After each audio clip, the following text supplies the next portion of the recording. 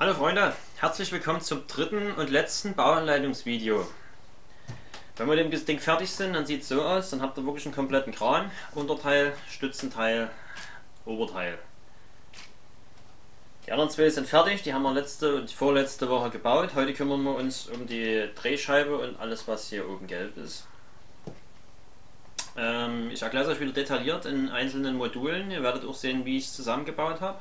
Kleiner Hinweis, der Kranarm hier oben ist in der Bauanleitung nicht mit drin. Das habe ich auch im Vorstellungsvideo schon gesagt, weil ich habe diesen Arm komplett 1:1 so übernommen, wie er bei dem 42009 Modell drin ist. Und da ich mit Lego keine Uhr her, weil ich Verletzungsstreitigkeiten vom Zaun brechen will, habe ich den einfach so genommen und zeige euch jetzt neben wirklich im Detail, wie der zusammengebaut wird. Das kriegt ihr sauber raus, wenn ihr das wollt. Die Bauanleitung gibt es am Internet zum Download, also von daher lösbares Problem. Aber alles andere, was hier hinten von mir ist, seht ihr jetzt. In dem Sinne wünsche ich euch viel Spaß beim Nachbauen und startfrei. Das Teil ist das fehlende Teil, was auf dem Stützenkoffer noch fehlt, und zeitgleich auch das, was dann hier oben die Drehscheibe aufnimmt. Hier hinten dran ist jetzt auch die Umschaltung für die Motoren von den Stützen. Also je nachdem, ob ihr die mitbenutzen wollt oder ob ihr die Stützen manuell bedienen wollt. Ansonsten ist ja an dem Teil erstmal nicht viel dran.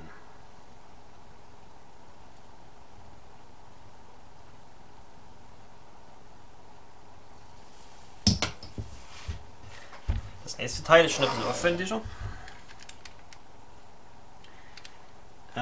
Fakt ist, ich habe hier aus Platzgründen den Antrieb für die Drehung, die sitzt hier oben mit drauf. No? Seht ihr ja hier. Und wenn sich die Kraft ein bisschen verteilt, sind das hier 4 Zahnräder, die synchron auf die Drehscheibe wirken. Damit das ganze Ding hier beim Drehen nie auf dem unteren Teil reibt oder sich irgendwo an irgendeiner Kante hängen bleibt, sitzt dieser ganze Aufbau einen halben Pin weiter oben. Das heißt, hier sind überall, ich sage es mal, Abstandshalter drin. Ihr seht das hier, da unten. Ja, hier und dort, das sind die zwei, das sind so eine Teile hier, die mit den roten Achsen dort.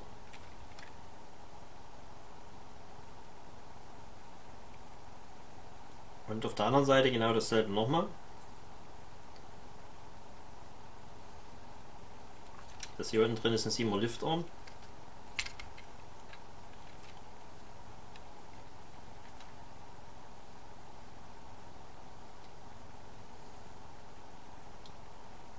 Das ist jetzt schwer zu erkennen, aber das ließ sich jetzt echt nicht kleiner bauen. Das ist einfach vom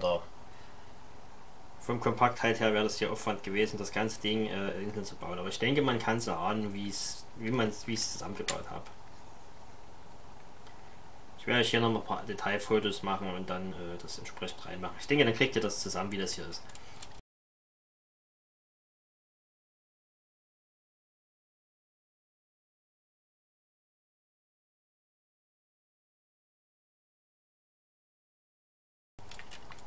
Genau. Hier vorne ist eine Aufnahme, die zwei Dinger hier, das ist für das Fahrerhaus, ne, das hier. Also wie die zwei blauen Pins hier vorne, die gehören auch zum Fahrerhaus dran, das kommt dann später.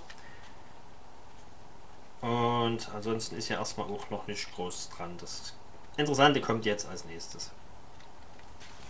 Jetzt bauen wir das, aber erstmal hier dran. Um das zusammenzubauen, brauchen wir noch ein paar Teile. Sowas hier. Nicht großartiges, aber wichtig. Und wir brauchen 3 Achsen. Da liegen 5. Wichtig ist jetzt im Vorfeld, ehe ich das wieder vergesse, ihr müsst darauf achten, wenn ihr das Ding zusammengebaut habt. Der hier ist in sich noch nie komplett stabil. Das heißt, ihr schiebt hier gerne mal, wie hier zum Beispiel, das hier, immer wieder auseinander. Also ihr müsst dann, wenn ihr das zusammengebaut habt, immer wieder gucken, dass das hier alles wieder richtig zusammengesteckt ist. Sonst habt ihr später dann irgendwo Fehler, sage ich jetzt mal, die eigentlich nicht sein müssten. Alle behebbar, aber nervig, weil man sucht ja ewig, wo klackert, wo klemmt. Einfach kleiner mal gucken, dann kriegt ihr das hin. So. Ihr habt jetzt hier unten die schwarzen Dinger drauf. An einer Drehscheibe jeweils diese Stege mit den 3 Löchern. Die Stege sitzen hier, da wo ich jetzt mit dem Ding hier zeige, außen, dort und da hinten. So. Wir machen es gleich rum, da brauchen wir dann nicht drehen. Ja, also das Fahrerhaus, hier, Fahrerhausding ist vorne. Das da ist hinten. Also wenn wir das gleich so rum machen, dann geht es dann beim Zusammenbauen einfacher. Ja, also ihr seht, die sitzen jeweils links und rechts daneben. Genau mittig treffen, das habe ich jetzt nie. So jetzt. Na, so seht ihr das? Und dann werden einfach die 5er Achsen immer komplett hier durchgeschoben. Ich mache das jetzt mit der zweiten Achse noch, das könnt ihr ja dann auch machen, oder wollte ich noch eine längere. Die geht einfach jetzt hier rein. So, ne? Solange bis die hier unten bündig drin steckt. Dasselbe Spiel machen wir jetzt hier drüben nochmal.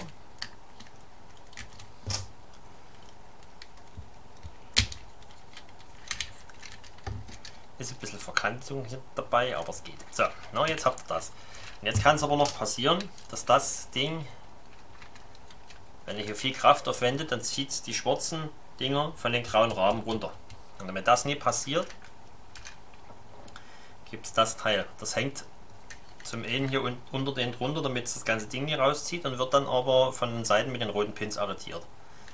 Und die dritte Achse geht dann nochmal durch die Drehscheibe durch. Das heißt, die Drehscheibe wird nochmal nicht bloß mit den schwarzen Dingern, sondern auch mit dem Rahmen verbunden und damit dann sichergestellt, dass es das nie vom Rahmen abzieht. Das wird zu Anfang einfach hier reingelegt, die zwei roten Dinger hier reingeschoben und die dritte Achse geht dann in der Mitte einfach noch hier rein. So. Damit habt ihr das dann hier dran. Und jetzt, wie gesagt, nochmal checken, dass er hier alles wieder zusammenschiebt, weil hier seht ihr ja, hier ist auch schon wieder auseinander. Hier links, dort. Auf der Seite geht's. Das ist meistens hier hinten, wo das Zahnrad ist. Auf der Seite zieht es das gerne mal auseinander. Weiter geht's mit dem Innenleben. Das sind einfach 5 Zahnräder. Die haben die Funktion, ihr habt ja von hier oben, der Impuls von dem Motor kommt hier rein, treibt das mittlere Zahnrad an, verteilt es dann nach links und nach rechts, also bei mir jetzt, bei euch andersrum, und über die kleinen grauen, die hier oben drauf sitzen, dann auf die 4, die hier oben drauf sitzen, und schlussendlich dann auf die 4 Zahnräder, die dann unten die Drehscheibe bedienen. Da das ganze Ding einen halben Pin höher gelegt ist, muss auch hier unten so ein Steg drunter, sonst sitzt das zu weit unten und dann funktioniert es nicht. Ihr macht ja einfach nochmal ein beliebiges Zahnrad ab, ist völlig egal welches. Und dann wird das Ding einfach völlig entspannt so ein bisschen hier an der mittleren Achse vorbei hier reingelegt. Also das liegt wirklich nur drin, weil ich habe hier keine Chance gehabt, das irgendwie noch zu befestigen, aber dadurch, dass ja dann hier alle möglichen Zahnräder drumherum sitzen und hier oben dann auch ein Liftarm drauf sitzt, ist das dann so fest, wie es sein muss, da passiert dann auch nichts mehr. So, noch mehr ist es nicht, das liegt jetzt einfach nur hier drin. Und wenn ich jetzt hier drehe, seht ihr dann, ich weiß nicht so richtig, wie ich es euch zeigen soll, ohne eins zu verdecken, aber ich denke, ihr wisst, worum es geht. Jetzt geht es noch nicht richtig, weil es rappt noch drüber, das kommt jetzt als nächstes. Also Fakt ist eins, von hier über das zu den großen und dann letztendlich schlussendlich hier zu den Zahnrädern hier unten. Wenn ich jetzt an dem Ding drehe, seht ihr, das so passt. Das ist jetzt zwar falsch rum, weil ich drehe jetzt von unten, das geht dann später nicht mehr. Aber ihr seht, worum es geht. Jetzt bauen wir uns weiter nach oben. Das nächste Teil ist das für den Arm vorne. Ansonsten sind das ja eigentlich auch nur aneinander gebaute Liftarme.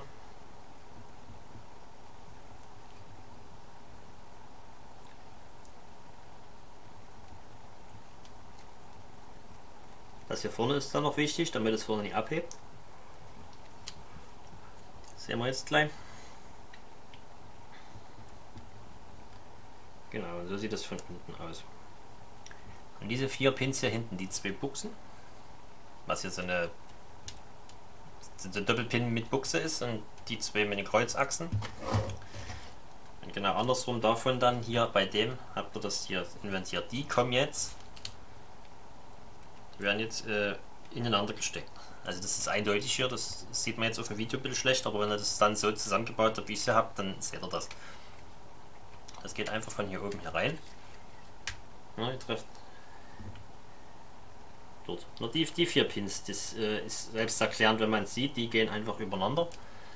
Das wird hier nach unten gedrückt, das Zahnrad greift dann ineinander, da müsst ihr dann auch noch mal gucken, dass das nicht gerade mit Zahn auf Zahn sitzt, dann klemmt das dort. Hier an der Seite alle 3 Achsen rein, die kleinen und die 2 außen in der Mitte, die treffen. Dann blockiert das hier vorne jetzt gerade beim Zusammenschieben. Jetzt dasselbe Spiel auf der Seite auch nochmal. Ihr habt hier 1, 2, 3 Achsen. Wie ihr seht, wenn ihr das alles zusammengedrückt habt, dann passt das hier. So, und damit das, weil das hier hinten, hier, wird ja dann durch den ganzen Aufbau, der hier hinten dran ist, zusammengehalten. Hier vorne ist aber nicht mehr. Und damit das nie hier wieder sich so in die Richtung abhebt, wird das hier einfach dort vorne angeklipst. Zack. So, ne? Damit ist das Ding stabil. So, jetzt habt ihr hier unten wieder das Problem, was ich sagte. Also ihr müsst hier bei dem Punkt immer mal überprüfen, ob das wieder auseinandergerutscht ist. Das ist leider eine kleine Schwachstelle bei der ganzen Montage. Genau, und das hier ist auch noch ein bisschen Laveder hier unten. Das klärt sich aber dann mit einer Achse mit einem Zahnrad, die dann von hier oben hier reinkommt, die arretiert das dann und damit ist das dann schick. So, und wie durch Zauberhand ist jetzt der LKW mit ins Bild gesprungen, weil jetzt bauen wir das ganze Gebilde hier oben drauf.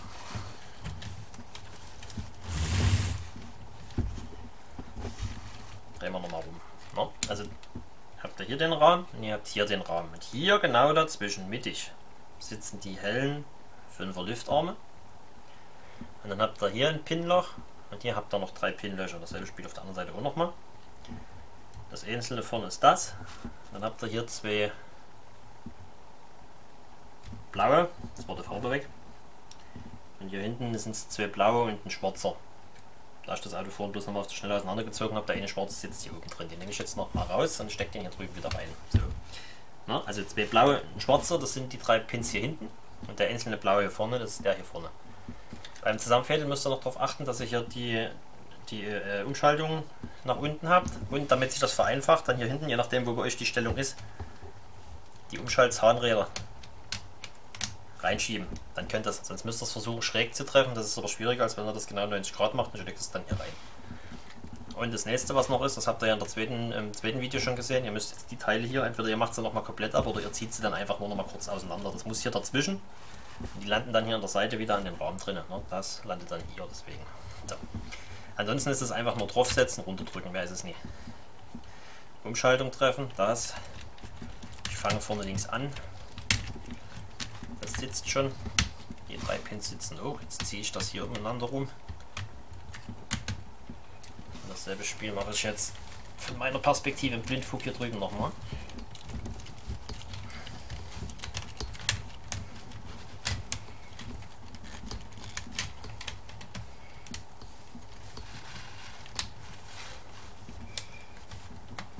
So, das passt. Jetzt muss ich das hier noch. So. Und damit können wir jetzt hier.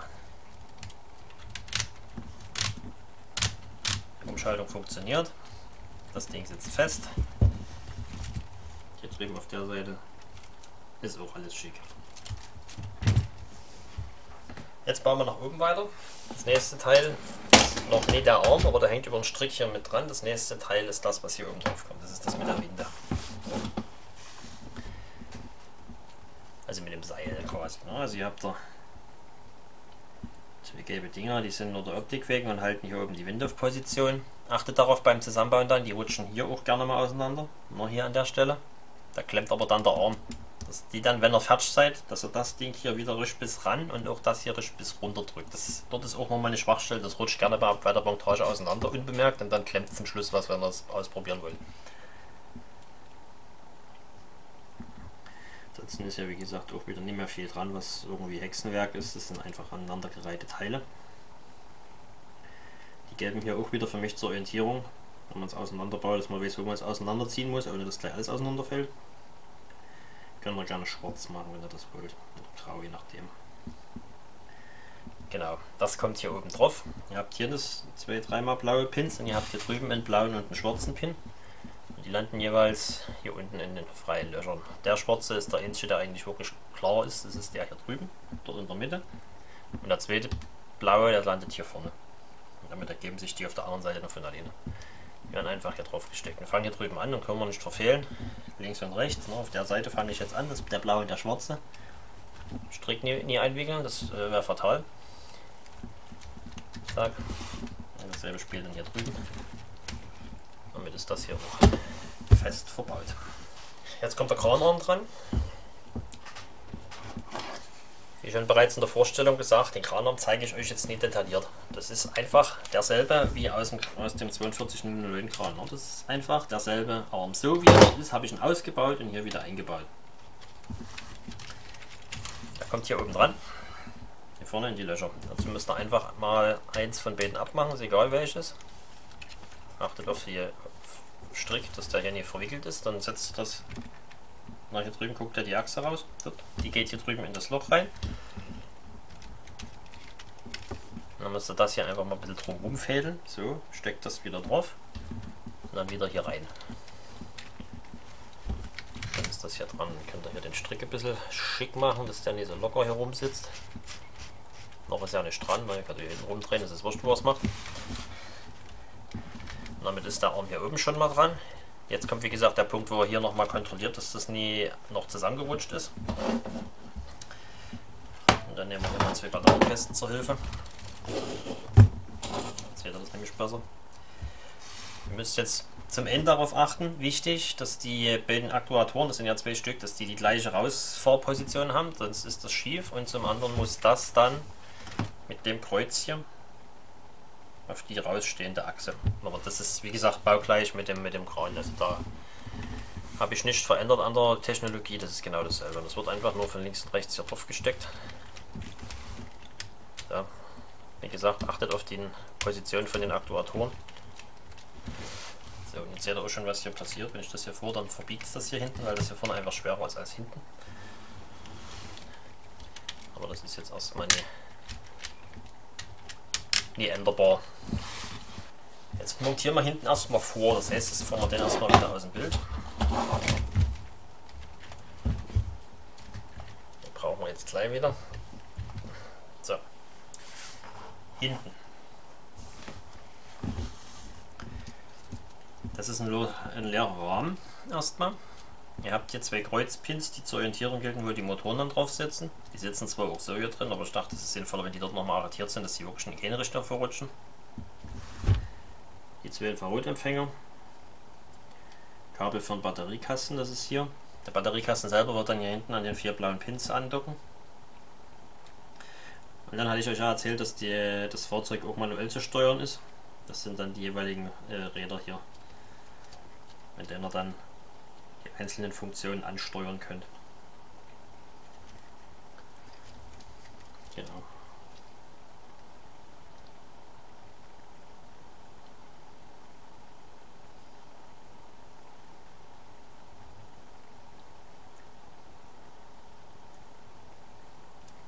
So. Und dort rein kommen jetzt die Motoren. Jetzt halt das meiste Gewicht an dem ganzen Oberteil ausmachen. Das sind 4 Stück, wie ihr seht, die sind hier so leicht versetzt angeordnet. Hier dazwischen ist Platz, also die Kabel jeweils von links nach rechts rüberschieben können.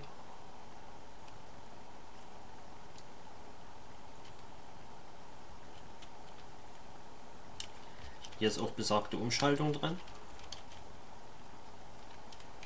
Die funktioniert hier im Wechseln, zeige ich euch das zum Besten. Also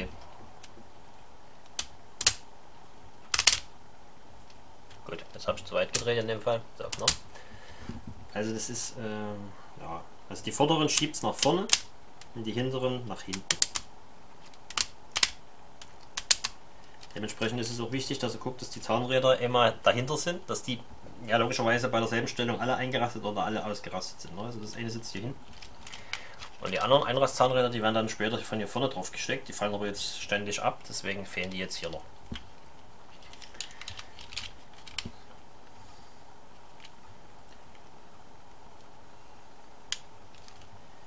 Genau, Und hier habt ihr auch wieder die roten Pins.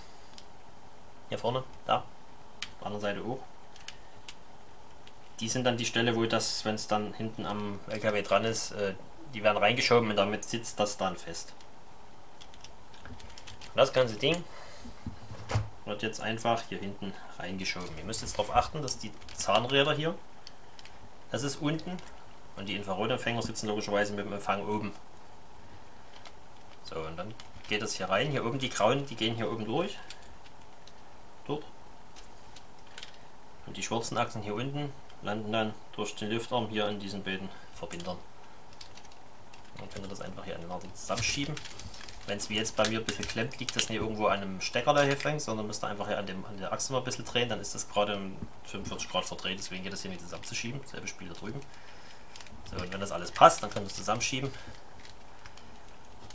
Und dann ist das hier komplett und schick. So, und jetzt bauen wir das Ding ans Auto hinten dran. Das heißt, wir brauchen einen LKW wieder. Brauchen das Teil. Und definitiv nie vergessen, das wäre ärgerlich, wir brauchen 2 solche Zahnräder. Kabel müssen wir jetzt mal ein bisschen zur Seite nehmen hier. Die sollten eigentlich nicht stören, aber jetzt sind sie noch nicht dran. Genau, also ihr habt wie gesagt hier die Umschaltung. Die Zahnräder kommen dann hier vorne drauf. Die werden jetzt noch 2-3 Mal abfallen. Ich stecke es jetzt trotzdem schon mal drauf, dass ihr das seht. So, und dort gehören die hin und landen dann unterhalb von den Zahnrädern neben dem gelben Verbinder. Da drunter. Also die Zahnräder sind die, die dann auf die hier zugreifen. Das Teil hier unten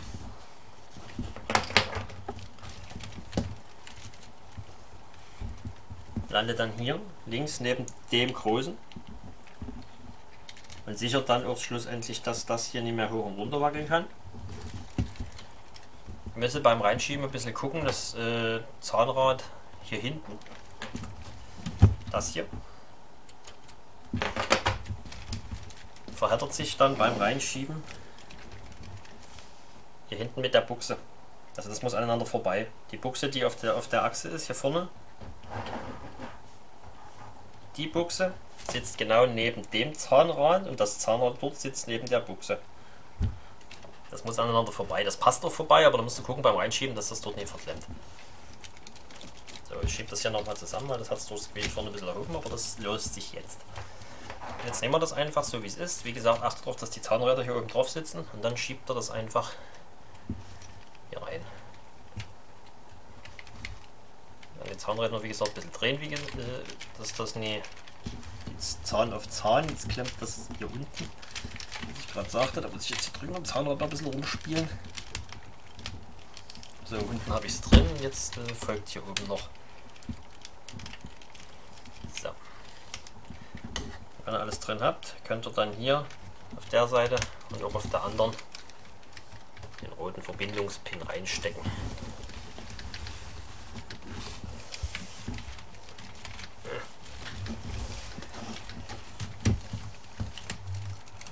Ja, da sitzt hier unten.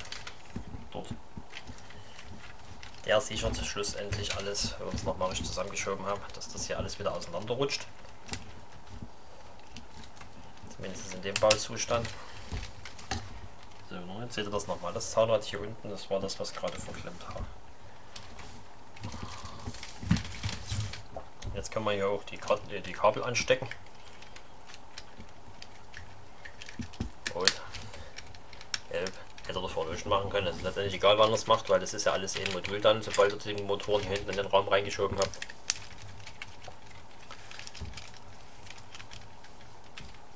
Wo ist der Weiße?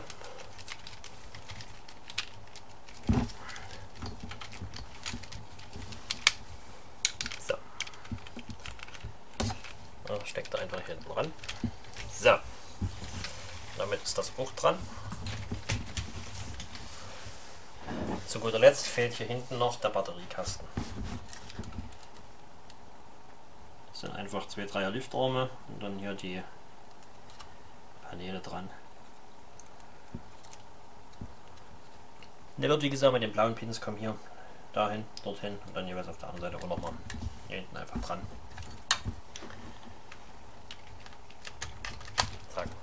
jetzt stimmt auch das Gleichgewicht. Ja, das Kabel kann man hier dran stecken. Dann passt das auch hier. Zum Schluss kommt noch die Verkleidung an der Seite.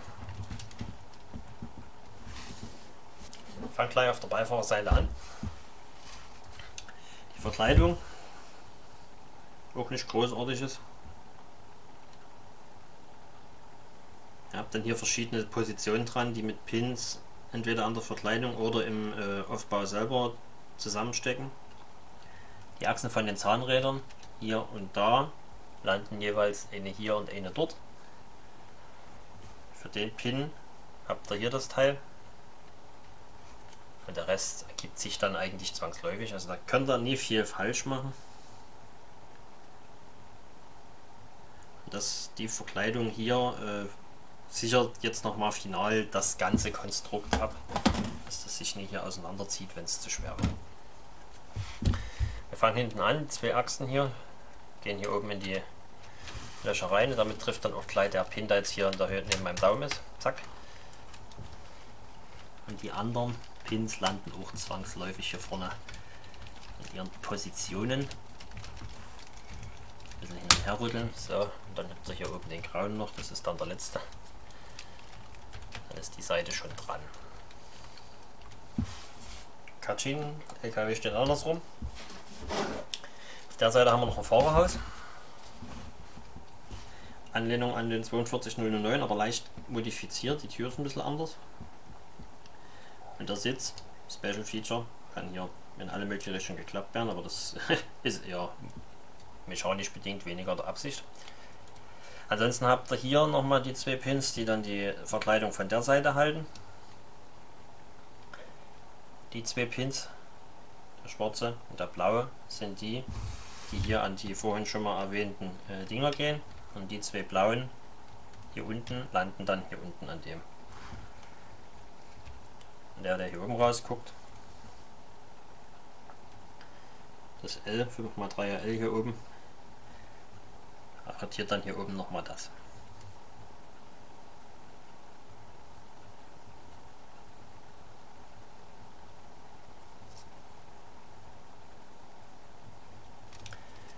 Genau. Fangen hier unten an, hin und her zu stecken.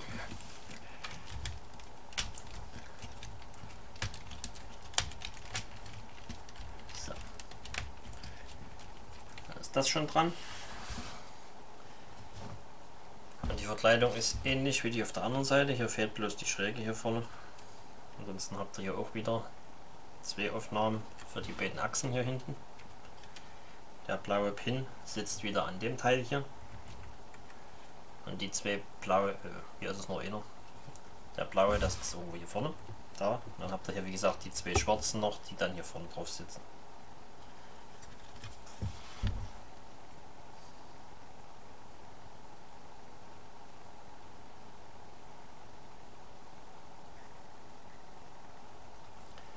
Genau.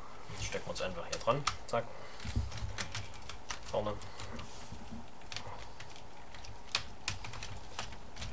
Vorne oben, vorne unten. Da.